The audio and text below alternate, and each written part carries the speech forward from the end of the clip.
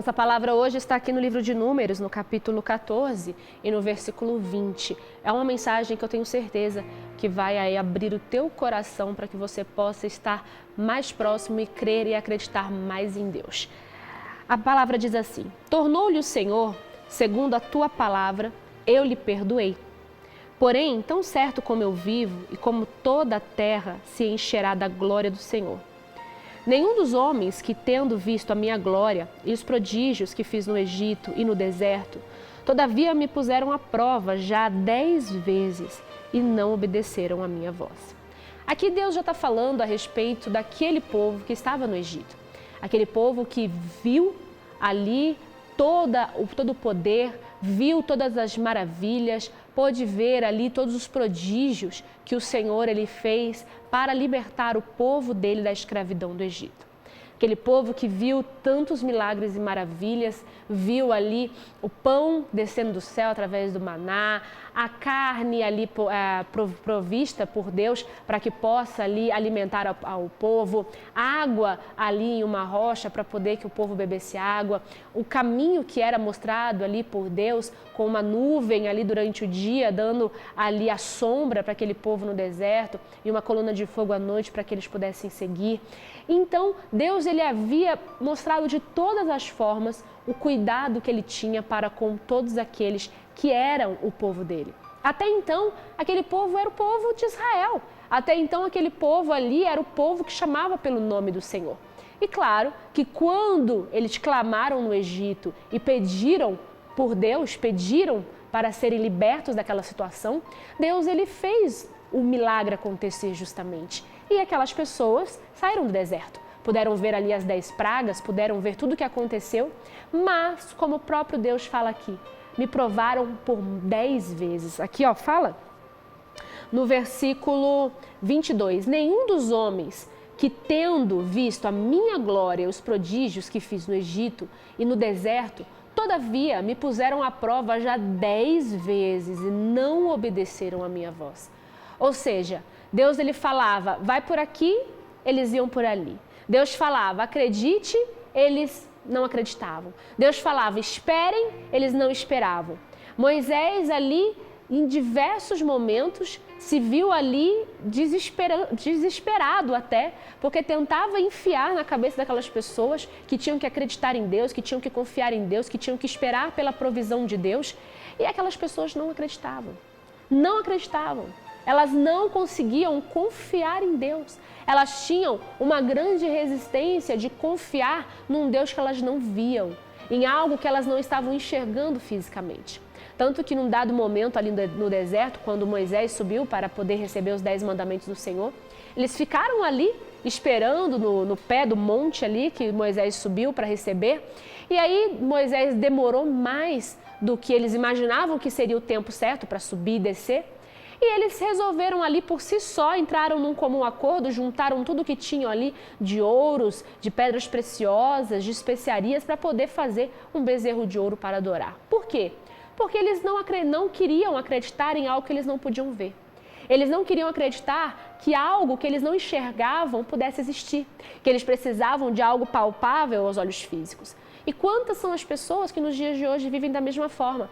Elas precisam de algo físico, palpável para poder acreditar. Elas precisam ter ali uma direção do médico para poder acreditar que ela vai ter cura. Ela precisa ali, se o médico disser, olha, não tem cura, ela ali mesmo já entrega o espírito dela, ela ali mesmo já entrega a vida dela e acredita que não vai ter solução e resposta.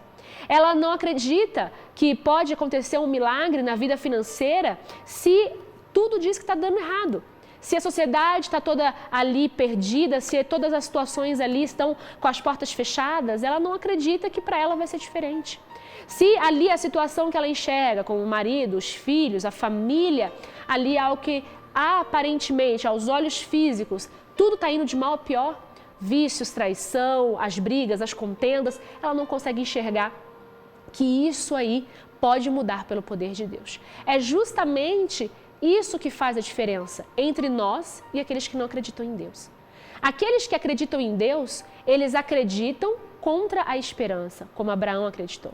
Eles acreditam sem enxergar. Eles vão simplesmente acreditando que Deus vai colocar o próximo passo. Eles vão subindo degraus, acreditando que o próximo degrau será colocado por Deus, sem nem mesmo conseguir enxergar o fim da escada. Eles acreditam que chegarão aonde tem que chegar. Eles chegarão aonde Deus designar que eles irão. E eles vão firmes, olhando para o alvo, olhando para aquilo que está prometido por Deus. Mas, infelizmente, muitas pessoas, elas não conseguem isso. É algo delas e que ela precisa vencer. Então, vamos acompanhar aqui para você poder ver mais uma experiência que teve aqui esse povo. No versículo 23, nenhum deles verá a terra que com juramento prometi a seus pais. Sim, nenhum daqueles que me desprezaram haverá. Porém, o meu servo Caleb, visto que nele houve outro espírito e perseverou em seguir-me, eu farei entrar a terra que espiou e a sua descendência a possuirá. Ora, os amalequitas e os cananeus habitam no vale. Mudai amanhã de rumo e caminhai para o deserto, pelo caminho do Mar Vermelho. Então, justamente isso, Deus, ele ia tirar aquele povo. Por quê? Josué e Caleb foram os únicos, como está aqui um pouquinho mais para frente, vamos já pular aqui para poder você enxergar, aqui para você já poder entender. No 36, os homens que Moisés mandara espiar a terra e que voltando fizeram murmurar toda a congregação contra ele, infamando a terra. Esses homens que infamaram a terra morrerão de praga perante o Senhor. Mas Josué, filho de Nun, e Caleb, filho de Jefoné, que era um dos homens que foram espiar a terra, sobreviveram. Ou seja, Josué e Caleb tiveram outro espírito. Eles foram dos únicos daqueles espias, os 12 espias que foram ali designados por Moisés para ir ver quem habitava na terra, como eles iriam traçar uma estratégia para poder vencer, que os únicos dois que viram e entenderam se Deus tinha tirado aquele povo do Egito, tinha enviado as 10 pragas no Egito, se Deus havia sustentado aquela multidão, eram milhares e milhares de pessoas, estamos falando de milhões de pessoas no deserto, sustentadas com carne, com pão, com água, com calor. São pessoas que tiveram ali suas vestes mantidas. Eles passaram 40 anos no deserto com a mesma roupa, com o mesmo calçado, com as mesmas vestimentas. Não tinha nada no deserto, porém eles tinham tudo. Era provido tudo para eles. Mas aquele mesmo povo que estavam ali, os milhões, daqueles milhões, 12 foram enviados para espiar a terra. E somente 2, ouçam, 2, sim, de milhões, 2 apenas, tiveram outro espírito. É isso que faz a diferença na nossa vida. Ter o espírito que agrada a Deus. E quando fala espírito, você pode ver aqui que é espírito com letra minúscula, ou seja, é o espírito da pessoa. É o espírito que ela tem dentro dela. Qual é o espírito que você tem? Qual é o espírito que você tem dentro de você? É um espírito de força? É um espírito de coragem? É um espírito que você vai e você acredita que Deus vai te honrar? Você acredita que você vendo já tantas maravilhas como você vê, a Igreja Mundial do Poder de Deus é uma televisão aqui 24 horas no ar, 24 horas no ar com testemunhos, 24 horas no ar com a palavra de Deus sendo vista pelos testemunhos. Cegos enxergando, surdos ouvindo, pessoas que eram mudas falando, paralíticos andando, pessoas que estavam ali dadas como mortas pela medicina vivendo. Pessoas desenganadas pelos médicos ali, tendo qualidade de vida e curadas. Então, hoje nós podemos ver os milagres acontecendo. Basta você e eu termos outro espírito. Hoje nós vemos, assim como aquele povo teve, como ver. Eles tiveram como enxergar todas aquelas maravilhas que Deus fez no deserto, fez no Egito, mas no determinado momento de que era ali, hora de tomar posse da bênção, eles não tiveram. O espírito deles não conseguiu aprender, não conseguiu mudar, não conseguiu ter outra atitude. Eles não conseguiram amadurecer espiritualmente. O espírito deles continuava espírito de escravo. Eles continuavam, mesmo livres, com o espírito de escravidão. Eles estavam ali com o espírito de escravidão. E Deus nada pode fazer. Se você e eu não tomarmos uma atitude que diferencia a nossa vida de outras, Deus não vai poder fazer por nós também. Deus, ele sempre vai dar um passo à nossa direção quando nós dermos um passo em direção a Ele. Deus sempre vai poder abençoar a nossa vida quando nós nos colocarmos à disposição dEle. Então isso é o que você precisa, um novo espírito. Tenha um espírito diferente de tudo o que está ao seu redor.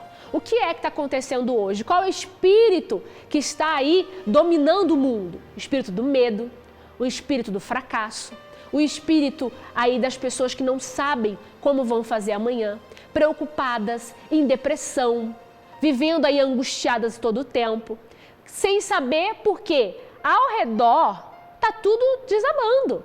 Mas nós não vivemos por aquilo que vemos os olhos naturais, olhos físicos. Nós vivemos por aquilo que não enxergamos. Mas como assim, pastora? Nós vivemos por aquilo que nós não enxergamos? Isso é fé. Fé é a certeza daquilo que nós não podemos ver, mas temos a certeza que vai acontecer. Então você pode não ver o seu milagre hoje, agora, mas você tem certeza que ele vai chegar.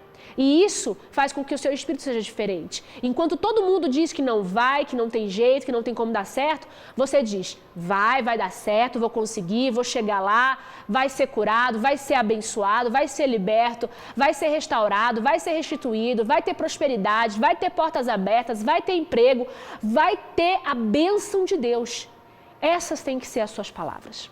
Essas têm que ser as palavras de uma pessoa que tem um espírito de Deus, o Espírito colocado ali justamente para que você possa viver pela fé. Mas como eu disse, o Espírito com letra minúscula é o teu Espírito, é aquilo que você é por você, é aquilo que você tem ali se lançado.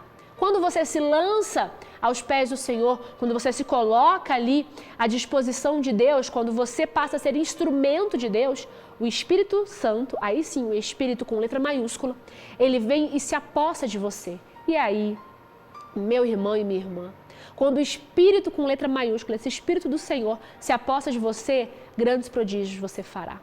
Então você vai conseguir tudo. Você unindo o seu espírito, o espírito bom, de coragem, de fé, de perseverança, com o Espírito de Deus, não há nada que você não consiga ultrapassar, não há dificuldade que você não consiga vencer, não há problema que te derrube, não. Mas em todo tempo você está firme com Deus. Então, faça da sua vida um espírito bom.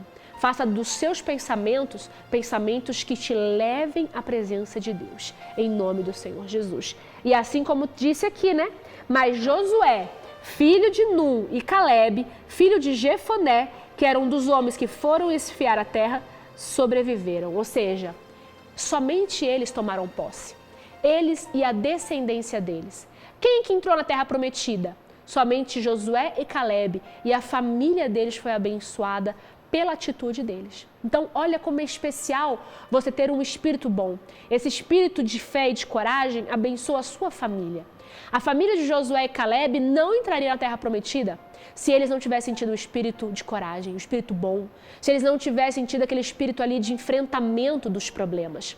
Eles não se fecharam numa concha diante dos problemas, como os outros 10 espias. Não podemos ir naquela terra. Aquela terra é habitada por gigantes. Aquela terra é habitada por homens que rasgam ali os seus inimigos nos dentes, gigantes. Não podemos. Vamos nos fechar aqui na nossa conchinha e vamos aqui, ficar aqui em depressão, tristes e amargurados até morrer. Não. Eles não aceitaram. Eles disseram, Deus é conosco, Deus é com a gente vai subir, vamos possuir a terra, vamos tomar posse. Essa atitude de fé fez a grande diferença na família de Josué e Caleb. Então, da mesma forma, se você tiver coragem, se você tiver perseverança, se você viver em espírito de oração, se você viver em espírito de enfrentamento, o momento exige espírito de enfrentamento. Temos que enfrentar. Levanta a sua cabeça, olha para Deus e enfrenta a situação. Tá difícil? Você não aguenta mais? Está no limite? Levanta a sua cabeça, olha para Deus e enfrenta. Lembre-se daqueles que dependem do teu espírito para poder habitar a terra. Lembre-se daqueles que você tanto ama e que dependem de que você enfrente essa batalha para que possa ali também possuir a terra prometida. A família de Josué e Caleb, a descendência, foi a descendência que pôde entrar numa terra que manava leite e mel, numa terra que nós, que já fomos lá em Israel, que já passamos ali, tem as mais belas frutas que eu já vi na minha vida, as mais gigantes, as mais suculentas, as mais maravilhosas e boas. E foi tudo isso a uma atitude diferente que aquele povo, aquela descendência de Josué e Caleb pôde experimentar porque eles tiveram espírito de enfrentamento. Então hoje, Deus te chama em frente. Ele fala para você, vai em frente. Sai desse espírito de depressão, de amargura, de prostramento. Sai dessa prostração, sai aí dessa angústia, dessa aflição. Se você ficar desse jeito, cada dia piora mais. Mas se você enfrentar, se você tiver coragem, se você viver em espírito de oração, a vitória, ela é sua, porque o nome de Jesus só é glorificado através da vitória. E o que Ele quer é glorificar o nome dEle através da sua vida. Então, em frente. Essa é a palavra de hoje. Enfrenta, vai em frente, que Ele é contigo e vai te abençoar para a glória de Deus. Essa é a nossa palavra de hoje, esse é o nosso momento com aqui Deus falando fortemente ao nosso coração. Tenho certeza que você está mais que abençoado.